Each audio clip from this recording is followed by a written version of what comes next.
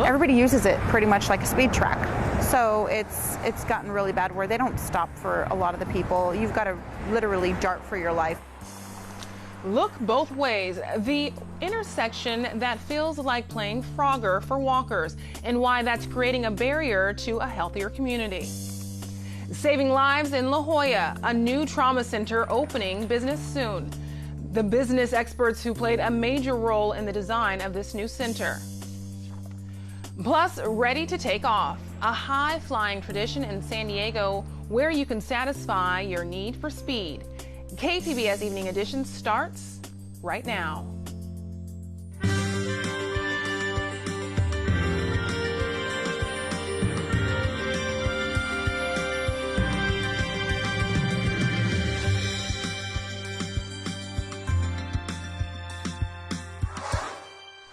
Good evening and thanks for joining us. I'm Ebony Monet. The sudden shutdown of ITT Technical Institutes has not only left students scrambling to transfer their credits, it has also left some veterans worrying about how they'll pay their rent. The GI Bill benefit that covers veterans' tuition also includes a housing allowance if they attend school full-time. It averages $2,500 a month, but the benefit ended on September 10th after the Technical Institute shut down. Coleman University is one of San Diego's colleges working to accommodate the students. They only get their housing allowance, their full housing allowance, if they are in class. So they're going to have a gap now. And there are, the veterans are concerned that they are going to lose housing allowance until they get started again in a program. More than 200 of the stranded students have come to Coleman College to inquire about the next term that starts mid-October. State officials are asking the federal government to let them open California's health insurance exchange to people who are in the country illegally. Right now, the exchange is only open for legal residents. A federal waiver is needed to change the policy. The director of the exchange says letting more people in could reduce the glut of people in emergency rooms. A big new trauma center is about to go into action in La Jolla. Today, Scripps Health cut the ribbon on their new trauma center at Scripps Memorial Campus.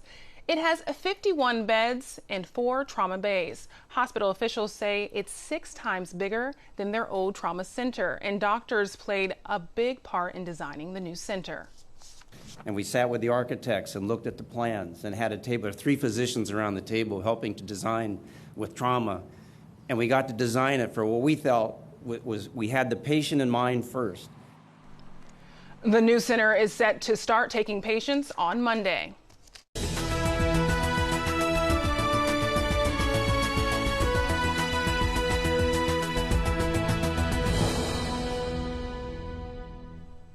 In the final sprint to Election Day, both presidential candidates are preparing for their first head-to-head debate.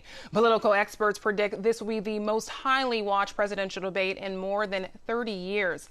Ahead of the debate, Senator Ted Cruz announces his support for his once bitter rival, Donald Trump. This as a new Associated Press poll finds more than half of the country fears a Trump presidency. PBS NewsHour correspondent Lisa Desjardins joins us to talk about the upcoming election. Looking ahead, this is the first debate between Hillary Clinton and Donald Trump. How essential is it for them both to deliver strong performances? Well, you can look at a debate 2 ways. Sometimes presidential candidates can't win the debate, but the strong performance means maybe no mistakes. You know, it's hard to say going into this first debate what any debate means in the end. President Obama, by his own admittance, had a poor performance in the first debate of the 2012 cycle, but still won the election, right? So here, it's hard to say what this all means in the end, but we have a close election where either candidate can pull ahead at this moment. So, of course, it's important for both of them to have strong performances, but I'd sort of turn that question around, Ebony, and say it's even more important for neither of them to make a mistake. Anyone who makes a large mistake in this debate, that's the real problem. And you talk about this being a close election. What are the polls saying right now? What's the very latest? You know, I went back and looked at polls from the last 6 cycles, and right around Labor Day is when we usually see the polls start to trend a certain direction for a certain candidate. Not this year. This year, we see the polls went up, went down, went Trump's direction, went Clinton's direction. We've seen both of those candidates have problems in the last couple of weeks. As Trump was gaining a lead in the last week, now it seems to be moving more toward Hillary Clinton in both national polls and in some of those key battleground states. But many of these battleground states, Ebony, are incredibly close, within the margin of error, or in some cases, like in North Carolina, a dead heat at this moment. Those are the viewers that these candidates are going to try to speak to on Monday night, those viewers in battleground states. And what topics do you think will definitely come up? This first debate, we know, is going to have mainly a focus on domestic issues. Lester Holt, the moderator for NBC, released his general categories, but they honestly don't give a ton of insight into what his questions will be. They're categories like America's direction. I think they give him a wide latitude, which is probably what he's looking for, to bring up the topics that have come up throughout this campaign. We know the campaigns are preparing for a wide range of questions on everything from immigration to budget to crime here in the United States. I wish I knew. I wish I had the questions in front of me, but I think it's going to have mainly a domestic focus. It's hard to say who that benefits more. A very exciting time. Thank you so much, Lisa. My pleasure. Thank you for having me. Watch the first presidential debate between Hillary Clinton and Donald Trump this Monday night. Special coverage starts at 6 o'clock right here on KPBS. Also on the campaign trail, Hillary Clinton takes time out for comic relief. But for a younger generation, you will also become their first white president. And that's pretty neat, too.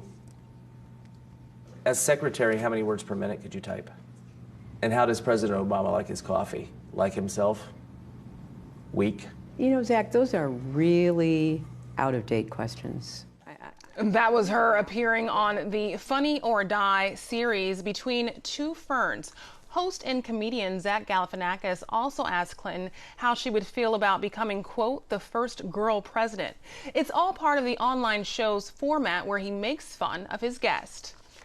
Election Day is just 6 weeks away. If you're looking for a better understanding of many of the issues that will appear on the November ballot, then PolitiFest might be for you. KPBS Speakeasy Heights reporter Taryn Minto tells us about tomorrow's event. The all-day event here at San Diego State University will feature workshops and panels on state and local issues, plus 2 keynote addresses from national figures. There will also be a discussion with the San Diego City Council District 9 candidates. That's Georgette Gomez and Ricardo Flores. Other topics include the city attorney's race, the death penalty debate, and money in politics. The first event starts at 9 a.m. Ticket information can be found at kpbs.org. For KPBS News, I'm Taryn Minto.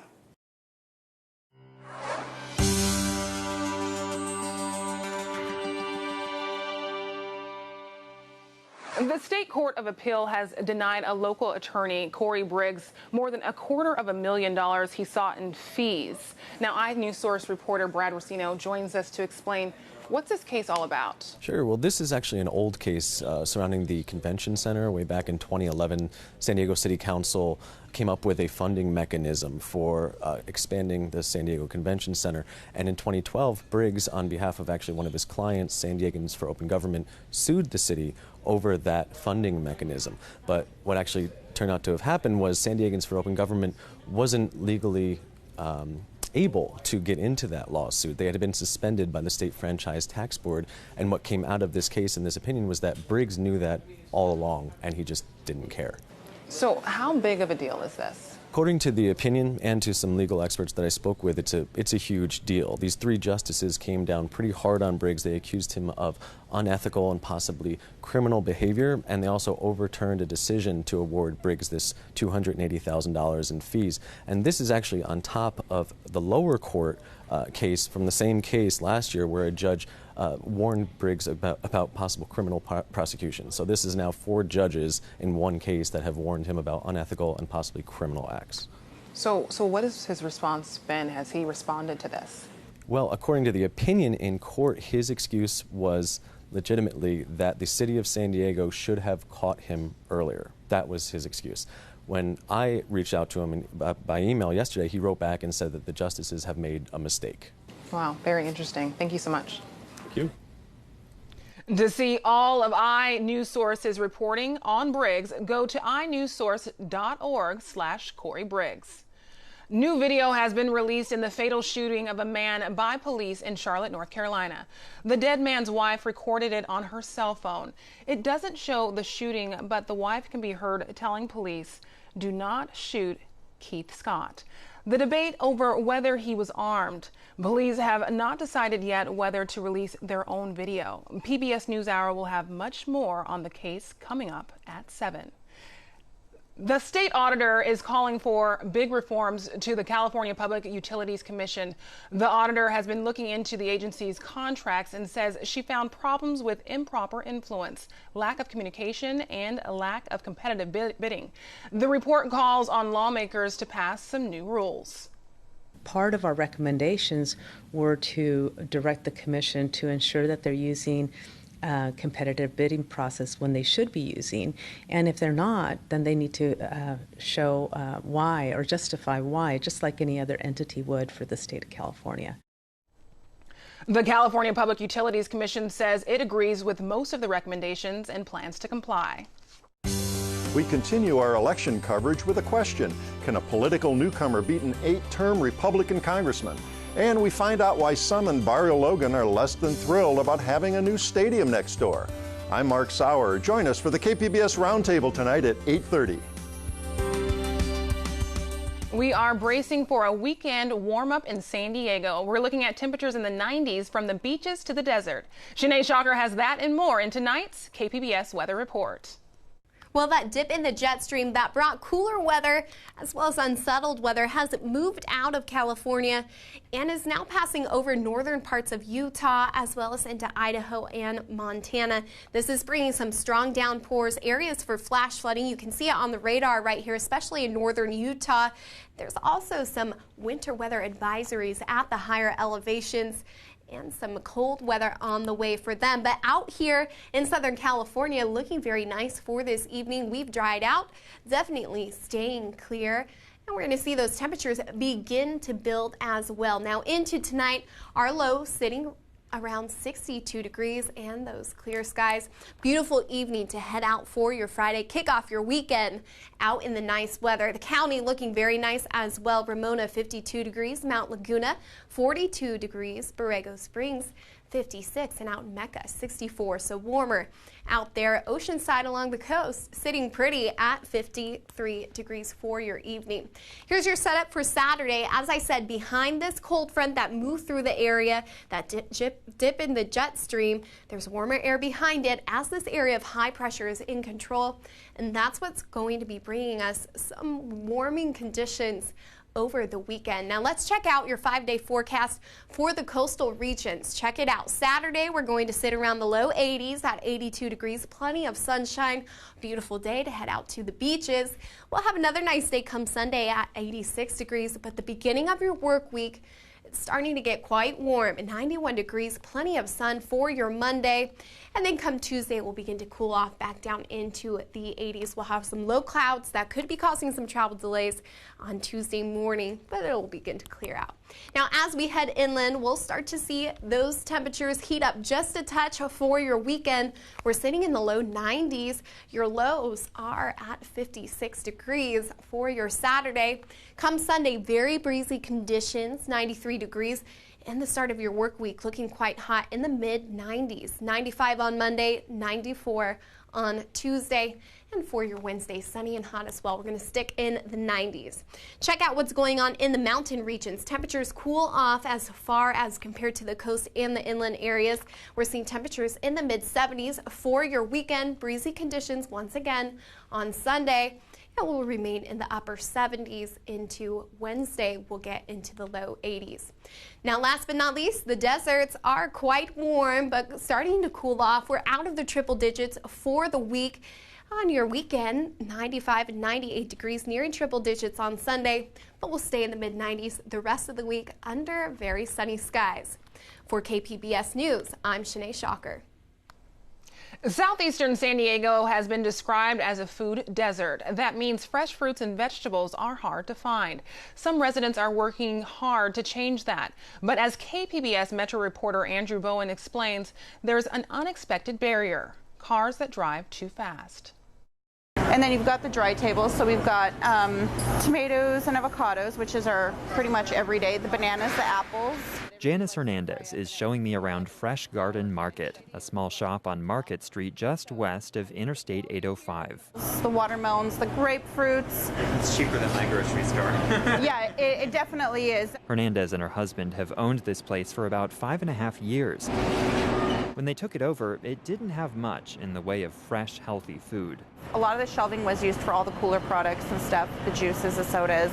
Those bottled drinks are now joined by produce and a meat counter. So we've turned it into from a convenience store all the way over to like pretty much a mini market. Hernandez recently got an $8,000 grant from the city to help renovate the shop's facade. She says she's grateful and excited about how it's going to look. But as she was making plans with city officials, another need came up: a crosswalk at the intersection where her market sits. She takes me outside to show how unsafe it is for pedestrians. Since we're right on the 805 freeway coming down and going up, everybody uses it pretty much like a speed track. So it's gotten really bad where they don't stop for a lot of the people. You've got to literally dart for your life. A lot of people trying to cross the street are Hernandez's customers. Others are trying to get to the Mount Hope Community Garden next door. Diane Moss runs Project New Village, the nonprofit that started the garden. This is a food insecure neighborhood. There are quite a few people that have WIC. That means there are babies involved. The quality of food will be raised for everyone, whether you're growing it, picking it here, or buying it in the store or at the eateries. Moss is also advocating for the crosswalk. She says car traffic isn't just a barrier to crossing the street. It's a barrier to her whole vision for the neighborhood. She sees her garden, plus the mini market and nearby restaurants, as a slowly emerging good food district. So in order for this good food district to work that we're proposing, you need to be able to go back and forth between the establishments, and most are on this side, but the sitting and the gathering area will be across the street. The city's transportation department surveyed the intersection and agreed it needs a crosswalk with flashing beacons. But there's no money for it in this year's budget, so the crosswalk was placed on a list of unfunded needs. Obviously, there's a lot of need. There's not enough money for everything. Charles Modica works in the city's office of the independent budget analyst. The IBA has done several reports on San Diego's infrastructure deficit, last measured at $1.4 billion over the next 5 years. This one crosswalk, which would cost about $10,000, is a tiny sliver of that. Crosswalks, city streets, fire stations, water pipelines, sewer infrastructure, parks, basically everything that's physical that the city does that provides some kind of physical access to citizens is what we're talking about. Because the city has more needs than it can pay for, all it can do is shift money around from one priority to another. So if and when the city builds this crosswalk, it would essentially take money away from other needs. In all likelihood, there would be another crosswalk that would have to wait another year. A city spokeswoman said in an email that if they can't find money for the crosswalk in this year's budget, it will be funded in the next fiscal year. And she said pedestrian safety is one of the factors they use when prioritizing projects. But a city audit released last week found San Diego has failed to improve some of the most dangerous crosswalks in the city, while adding flashing lights and timers to other crosswalks that are relatively safe. The city says it agrees with the findings and is working on improvements. Hernandez, meanwhile, is not about to let the city off the hook. We told them that it's something that's mandated. It's something that's really, really needed because the traffic needs to slow down a little bit in the area. Andrew Bowen, KPBS News. San Diego's Planning Commission gave their stamp of approval to a new plan for North Park on Thursday. The North Park Community Plan update aims to reduce dependence on cars by concentrating denser commercial and housing development along public transit corridors. The city recently analyzed the North Park plan and found a big shortfall. Far too many people will still be driving to work once the plan is fully built out. The Climate Action Campaign says the city isn't doing enough to prove it can make up for that problem. We believe we deserve to know, with substantial evidence, what programs and policies are going to get us to the transportation targets. And they're saying, trust us, somehow we'll get you there. The North Park Community Plan update goes before the San Diego City Council next month. Federal help is on the way to San Diego City College, aimed at boosting graduation and course completion rates by Hispanic students. The Department of Education awarded the school $2.6 million. The money will be used for programs to help those with low incomes or are the first ones in their family, to attend college. San Diego is in the midst of a library renaissance. The city boasts an iconic $185 million main library in the heart of downtown. But it's a host of small pop-up libraries getting the attention from book-sharing crowd enthusiasts. KPBS reporter Eric Anderson has details.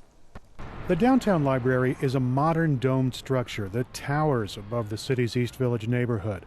Architect Rob Quigley spent nearly 2 decades on the design. From what I've been told, he actually observed the way that the sun rose and set and the way that the light fell and used that as a guide. Jennifer Jenkins is a supervising librarian downtown. Several 3D printers. She says more goes on here than just carefully organizing and sharing the library's 1.2 million books. She says the library is a hub for innovation. This is something that came from our Lend a Hand project. We created a prosthetic hand for someone who was born without a hand. And so for the first time ever, he was able to play catch with his children. There are 400 computer terminals, meeting rooms, and lots of public artwork scattered throughout the building. And of course, there are places to read. Jenkins says the library is a foundation for the community. This is the place where people and ideas come together and where we can encounter those different ideas. But 9-story structures like this one are not what's lighting up the imagination of book lovers. More than 40,000 little free libraries have been built worldwide since 2009, and San Diego County has nearly 100 of them. So this is my little free library, number 2744. Okay. Chartered by the Little Library Organization. And as you can see, it's pretty full right now. Stephanie Thompson has lived in this urban San Diego neighborhood for 15 years. Her little free library is perched on a post on a street near her house. The brightly decorated blue box boasts a tin roof. She's had a lifelong love affair with the printed word, and she is anxious to share. Books have a special feeling to them. It's like a little gift pre-wrapped, You just give it to someone, it's already wrapped in its cover, and you just open it. You don't know what's inside it, or you do, and you can't wait. Thompson is an active library steward who monitors and curates her collection. She stamps each book that she adds to the library, and she's happy to see a mix of neighbors and visitors use it. Do you guys want to organize it? Emilio Figueroa thought the Little Free Library would be a great project for his sons. They built their tan box out of plywood and perched it on top of a tree stump. The boys are avid readers, and we can't get rid of books. We don't want to get rid of books, and the next best thing was to build a little library so they could share with the community. Figueroa says this little project has opened the door to their Point Loma neighborhood. When people stop to browse, he says it's easy to strike up a conversation. He also hopes for some life lessons for his boys. When they do something, if you do it right, and if you put your energy and time into it, you're going to succeed. First woman in Congress. One of the larger Little Free Libraries KPBS found in San Diego is located in a North Park neighborhood. It's outside the home of Rami Zamiski, who's happy to share her reading passion. So we have a small, medium, and large, and this is mainly for those paperbacks, those things you take with you when you go on an airplane. This library is a replica of a blue British police box, like the kind found in Doctor Who. Smaller on the outside. People might not expect to cross paths with a time-traveling TARDIS, but it makes perfect sense to Zamiski. Everything begins! In Doctor Who, the TARDIS can take you anywhere, time and space. So can a book. So it just makes so much more sense for people to come by and say, that looks interesting, let me learn about that, let me expand my horizons. Zamiski's Little Free Library is bigger than most, but it's still not big enough to contain the neighborhood's appetite for a good read. 2 benches catch and hold the overflow. And Little Free Library organizers say that is one of the most amazing things about this initiative. Margaret Aldrich wrote the Little Free Library book. Neighbors really do step up to add a book if they see a Little Free Library is getting low. So it becomes this, kind of beautiful relationship with the community where you live. Little Free Libraries can be found in all 50 states and 70 countries, with an estimated 16 million books changing hands each year. Organizers hope to have 100,000 registered free libraries in 2017. Eric Anderson, KPBS News. KPBS continues its online video series connecting civilians to military service members. Today's installment looks at some of the amazing moments they experienced. I think the most beautiful thing I saw while I was in the military was Mount Fuji. The one thing that stands out is the willingness of everyone to work together. The most beautiful thing I saw in the military were the northern lights. You'll see them on like long winter nights. To see more of the video, go to kpbs.veteranscominghome.org. The Veterans Coming Home project is made possible with support from the Corporation for Public Broadcasting. Look up, fast jets zipping across the air mark the beginning of the Miramar Air Show today. This year's theme is celebrating 100 years of the Marine Corps Reserves. Hundreds of thousands of people are expected to attend this weekend's free event. You can find tonight's stories on our website, kpbs.org/evening edition. Thanks for joining us. Have a great night.